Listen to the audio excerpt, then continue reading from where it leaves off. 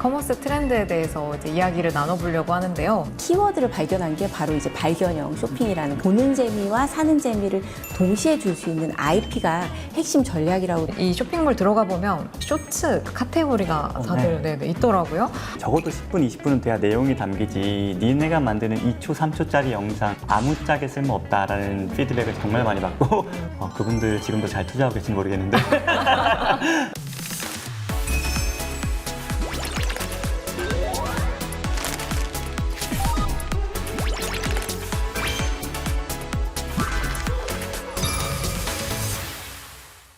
안녕하세요. 트렌드를 통해 세상의 흐름을 읽는 트렌드 코드 시즌2. 저는 진행을 맡은 권정윤이고요. 트렌드 코리아 소비 트렌드 분석 센터에서 이제 트렌드를 연구하고 있고요.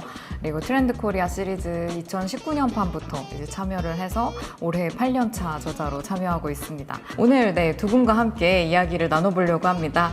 두 분 혹시 자기소개 먼저 부탁드립니다. 안녕하세요. 저는 CJ ENM 커머스 부문에서 모바일 라이브와 디지털 콘텐츠 제작을 담당하고 있는 김은선입니다.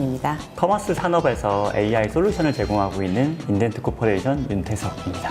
그러면 이제 두 분 직무를 이제 좀 딱 들었을 때는 어떤 일을 하고 계시겠구나 느낌이 조금 안 오는데 좀 구체적으로 설명해 주실 수 있나요? 최근 라이브 쇼핑에서 가장 또 중심에 있는 게 라이브 커머스라고 생각을 합니다. 그래서 모바일 라이브 커머스 전반에 대한 전략, 그리고 앱에 있는 모바일 라이브의 편성, 상품 선정, 그리고 라이브 기획 제작까지 하고 있고요. 최근에는 또 디지털 컨텐츠 제작팀이 신설됐습니다. 그래서 외부 채널에서 운영되는 숏폼들, 그리고 그런 것들을 내부와 연결하는 작업들, 이렇게 전반적인 것들을 좀 담당하고 있습니다. 저희 ENM이 저희 고객 중에 하나세요. 네, 맞아요. 쑥스러운데 첫 번째로는 저희 많이 알려진 게 V리뷰라고 그 AI로 숏폼 UGC 컨텐츠 만들어서 잠재 소비자들 제품을 잘 구매하시고 잘 이해하실 수 있도록 도와주는 리뷰 솔루션. 또 저희가 AI로 요즘 제일 많이 하고 있는 거는 트렌드별로 글로벌로 많이 가잖아요. 근데 한국 사이트 하나 있는 상태에서 글로벌 가기엔 되게 어려운 뭔가 인프라가 충분히 구축이 안 되는 경우가 많아서 그 국내에 있는 어떤 쇼핑몰을 가지고도 글로벌에서 우리 제품을 잘 판매할 수 있는 인프라를 만드는 그런 서비스도 준비하고 있습니다. 오늘 이제 두 분 모신 것에서 일단 이제 짐작을 하고 계실 것 같은데요. 오늘은 우리가 이제 다 무언가를 구매하고 또 팔고 하는 커머스라는 주제로 요즘 커머스가 좀 어떻게 발전을 하고 있는지 커머스 트렌드에 대해서 이제 이야기를 나눠보려고 하는데요. 일단은 쇼핑을 굉장히 사랑합니다. 네. 쇼핑에 관심도 많고 실제로 장바구니에 거의 플랫폼별로 100개 이상 담겨 있다고 보시면 되고요. 네, 제가 고등학생 아들을 2명을 키우고 있습니다. 진짜요? 네, 그래서 그 아이들이 최근에 패션에 대한 관심이 굉장히 높습니다. 그래서 옷을 아무거나 사줬다가는 다 반품하기 일쑤여서 몇 개 이제 버티컬 플랫폼을 찍어서 저한테 요구를 하고 있어요. 제가 이제 오프라인에서 쇼핑을 한 적은 정말 몇 년 된 것 같아요. 최근에는 대부분은 온라인 쇼핑을 하고 있습니다. 아무래도 요즘에 이제 쇼핑이라고 하면 PC를 붙잡고 있기보다는 이제 모바일로 많이 하게 되는 것 같은데요. 확실히 저희도 이제 커머스 트렌드에 대해서도 연구를 하고 있는데 한 5년 전, 뭐 한 이 정도서부터는 정말로 모바일 시대다라는 게 완전히 느껴졌어요. 이제 커머스에서 완전히 모바일로 넘어가게 되는 약간 이런 시대 변화에 대해서 혹시 대표님 좀 설명해 주실 수 있으신가요? 소비자들이 얼마나 많은 시간 동안 뭘 보고 있느냐가 사실은 저는 제일 중요하다고 생각하는데 그걸 저희는 지면이라고 많이 표현을 해요. 저희 업계에서는 지면, 어떤 지면을 보느냐. 집에서 PC로 앉아갖고 쇼핑하는 시대가 열렸잖아요. 1세대 커머스라 그래서 이제 PC 커머스, 이제 뭐 인터넷 커머스 이런 것들이 나온 것 같고요. 스마트폰이라는 게 나왔잖아요. 그러면서 그때 처음 이야기가 나온 게 이제 모바일 커머스. 그때부터 제 모바일이 시작이었던 것 같아요. 그 모바일 지면이 거의 현대인들의 많은 시간을 잡아먹고 있는 지금도 그러하고 여기서 이제 요 다음 세대로 가면은 페이스북 중간중간에 광고가 들어오는데 이 광고가 되게 자극적이었죠. 이게 이제 미디어 커머스, 이게 3세대 커머스라고 저희는 부르고 있는 것 같고요. 그리고 요즘은 내 친구 컨텐츠를 안 봐요. 그렇잖아요. 보면은 내 친구 뭐하고 사나 보는 건 잠깐이고 우리 릴스, 내가 모르는 누군가가 올리는 컨텐츠 요즘은 그래서 가장 많이 쓰고 있는 지면이 크리에이터 지면이라고 해서 이런 이제 크리에이터 지면을 쓰는 4세대 커머스가 나온 것 같습니다. 그래서 그때부터 말씀하신 시기부터 지금까지 모바일에 굉장히 많이 프렌들리한 환경이 조성되고 있는 것 같아요. 그때 특히나 코로나 겪고 하면서 이제는 5060까지도 다 이제 모바일로 이제 전환이 되는 시대가 된 것 같고요. 그래서 저희도 한 5, 6년쯤 전에 이제 CJ 온스타일과 함께 커머스 트렌드를 찾게 되었는데 그때 이제 가장 중점적인 게 모바일에서 경험을 어떻게 할까 이걸 많이 연구를 같이 했었어요. 모바일 쇼핑 시장이 사실 급속도로 성장하면서 그 중심에 있는 것이 라이브 커머스 시장입니다. 국내에서는 CJ 온스타일이 라이브 커머스 시장의 대표 주자라고 제가 좀 자신 있게 말씀드릴 수 있을 것 같습니다. 특히 MLC라고 불리는 모바일 라이브 커머스 시장에 업계에서 처음 뛰어든 게 또 저희였고요. 지난해에는 모바일 앱을 쇼폼과 라방 중심으로 전면 개편하면서 영상 커머스 플랫폼으로서의 입지를 좀 굳힌 해였던 것 같습니다. 또 이 덕분인지 자랑을 너무 하고 싶은데 올 1분기에 라이브 커머스 거래액이 전년 대비 92% 성장하는 그런 성과를 좀 보이기도 했습니다. 상품 측면에서도 좀 변화가 있었는데요. 기존에 이제 단순한 장보기형 상품 중심이었다면 이제는 이제 고관여 상품을 화제성 있는 IP를 통해서 선보이고 또 이것들을 외부 채널과 연결하는 디지털 마케팅에도 요즘에는 굉장히 집중하고 있습니다. 저희 트렌드 코리아 2025에 옴니버라는 키워드가 이제 첫 번째 키워드였는데요. 그 가장 핵심적인 내용이 이제 소비자들이 연령, 뭐 성별, 뭐 소득 수준 뭐 이런 여러 가지를 뛰어넘어서 이제 정말 자기만의 소비 스타일을 추구를 한다 이런 내용이었는데요. 이제 그만큼 커머스에서도 예전에는 여성들은 이런 거 좋아하지, 30대는 이런 거 좋아하지, 이제 이런 게 많이 허물어지고 있을 것 같아요. 좀 커머스에서 이런 옴니버 트렌드를 좀 어떻게 경험하고 계신가요? 예전에는 페르소나 먼저 정해놓고 나 이 사람들한테 이 사람들이 좋아할 만한 제품은 이거야 라고 제품 정해놓고 마케팅 전략을 짜놓고 네. 그 사람을 타겟해서 그냥 이렇게 팔아보는 뭔가 행위가 되게 보편적이었던 것 같아요. 네. 근데 저희 고객사를 하나 말씀드리면 혹시 브랜든이라고 아시나요? 아세요? 네네네. 브랜든이라고 원래 여행 파우치를 만드셨어요. 이거를 집안 살림을 하는 분들 내지는 집안 정리 이런 페르소나를 타겟해서 어떻게 보면은 약간 확장인 거죠. 피보팅을 한 건데 네. 근데 이게 또 더 대박이 난 거죠. 그래서 되게 잘 된 사례가 하나 있고요. 이런 게 가능한 시대가 그 옴니버거 시대라서 가능한 거 아닌가. 그 말씀하신 옴니버어 소비가 컨텐츠 커머스와 정말 떼어서 말할 수는 없는 부분인 것 같아요. 저희 온스타일에서도 이제 상반기를 결산하면서 누적 매출 상위 100개 브랜드를 선정을 했는데요. 그것들을 이제 분석하면서 키워드를 발견한 게 바로 이제 발견형 쇼핑이라는 그런 키워드였습니다.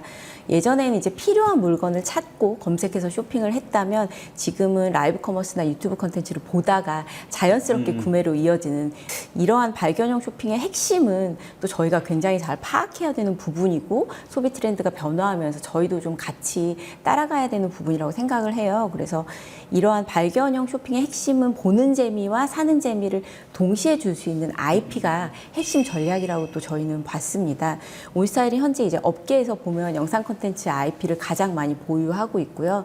실제로 매출을 가장 크게 일으키고 있는 뭐 대형 셀럽이 진행하는 유인나의 게리뷰티라든지 그다음에 박세리의 큰소넌이라는 프로그램도 있고요. 소비자는 단순한 구매에서 그치지 않고 팬덤을 통해서 또 브랜드 메시지와 그 셀럽의 라이프 스타일까지 같이 경험하게 됨으로써 기존에 하던 소비와는 좀 다른 행태를 보이고 있기는 해요. 네, 맞아요. 저도 그래서 그 콘텐츠를 이렇게 보고 있으면 정말로 나도 모르게 혹해서 어머, 저 너무 예쁘다. 나도 저렇게 입을 수 있나? 약간 이렇게 끌려 들어가게 되는 것 같아요. 근데 사실 이런 콘텐츠 커머스가 온스타일뿐만 아니라 여러 가지 플랫폼에서 이런 발견형 중심으로 쇼핑이 이제 흘러가는 것 같은데요. 쿠팡이나 네이버 이런 이제 쇼핑몰들은 대부분 검색 기반으로 목적형 쇼핑을 많이 하는 플랫폼이에요. 근데 최근에는 그들도 좀 변화하고 있다는 걸 느낍니다. 그 네이버 플러스 스토어에 있는 발견 탭이라든지 쿠팡도 또 추천형 타임딜들을 강화해서 이런 이제 발견형 쇼핑의 트렌드에 같이 따라가는 형태를 좀 보이고 있어요. 이런 게 발견형 쇼핑이라는 것이 생겨나고 그 저변이 좀 확대되는 그런 현상이라고 볼 수 있을 것 같습니다. 네. 글로벌 관점에서 좀 재밌는 관점은 좀 예시로 K-뷰티 좀 설명드릴게요. 그 미국에서 K-뷰티가 성공한 그 틱톡 사례를 조금 설명을 드리면 틱톡이 의도한 대로 틱톡 샵도 물론 워킹하긴 했어요. 근데 그게 메인이 아니라 제 메인은 틱톡 내부에서 쇼폼 컨텐츠를 막 생산을 해서 이걸 바이럴 시키는 거죠. 그러면 이 바이럴을 보고 소비자들이 나도 이 제품 사야겠네 라고 하면서 그 아마존으로 넘어갑니다. 거기서 단시간 내에 빠르게 소비자들이 막 구매를 하면 이 제품이 아마존 탑 얼마를 이렇게 올라가게 돼요. 그러면은 그걸 본 벤더사들, 오프라인에서 바이어들이 와서 그 제품을 사입하거든요. 대규모로 사입을 하는데 그걸로 큰 매출이 되게 발생하는 구조로 지금 K뷰티가 미국에 되게 잘 됐다. 그래서 엄밀히 말하면은 오프라인 매출에서 큰 매출 내는 거긴 한데 이 물꼬를 트는 거는 쇼폼 콘텐츠였거든요. 그래서 그냥 틱톡 콘텐츠, 틱톡 생태계를 활용하는 이떠한 사례라고 좀 봐주시면 좋을 것 같고요. 확실히 요즘에는 이 또 옴니버 트렌드 때문에 이렇게 어떻게 보면 그만큼 추천하기가 더 어려워진다는 뜻일 수도 있을 것 같아요.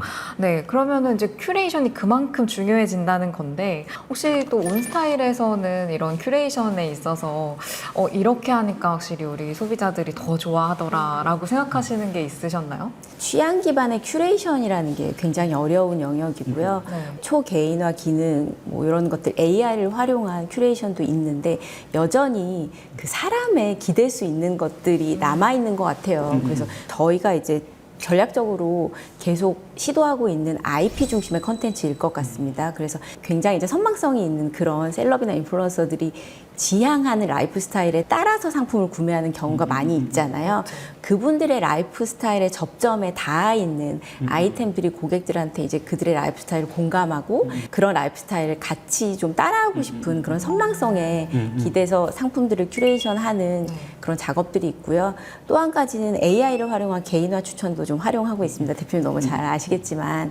확실히 요즘에 또 이렇게 눈에 띄는 게 이제 전 세계적으로 이제 부는 열풍 중에 하나인데 예를 들면 뭐 작년에도 미국에서 그 트레이더 조의 그 냉동 김밥을 딱 먹으면서 이거 냉동이지만 굉장히 괜찮아라는 식으로 한번 이제 영상이 올라오면서 막 무슨 난리가 뭐 났죠. 품절 네. 상태가 나고 막 난리가 났죠. 요즘에 이런 이 쇼핑몰 들어가 보면 쇼츠 카테고리가 다들 네, 있더라고요.